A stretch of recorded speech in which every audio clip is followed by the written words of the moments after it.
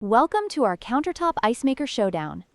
Today, we're comparing two popular models, the Free Village Countertop Ice Maker and the Electactic Ice Maker. We'll dive into their features, specifications, and what makes each of them unique. Whether you're hosting a party or just want ice at home, we've got you covered. First, let's talk about ice production. The Free Village Ice Maker can produce up to 26.5 pounds of ice in 24 hours, while the Electactic model takes the lead with a capacity of 34 pounds. This means if you're hosting a larger gathering, the Electactic may be the better choice for keeping your drinks cold. Next up is the type of ice produced. The Free Village Ice Maker creates bullet-shaped ice, which is great for cocktails and chilling drinks.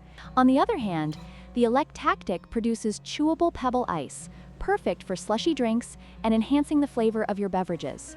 Depending on your preference, this could be a deciding factor. Finally, let's discuss the build quality. The Free Village Ice Maker is made of plastic, which keeps the cost down but may not feel as durable. In contrast, the Electactic features a stylish stainless steel body, giving it a more premium look and feel. If aesthetics and durability are important to you, the Electactic might be worth the extra investment. In conclusion, both the Free Village and Electactic ice makers have their strengths. If you're looking for a budget-friendly option with fast ice production, the Free Village is a solid choice. However, if you prefer higher ice production, pebble ice, and a stylish design, the Electactic is worth considering. Don't forget to like, share, and subscribe for more product comparisons.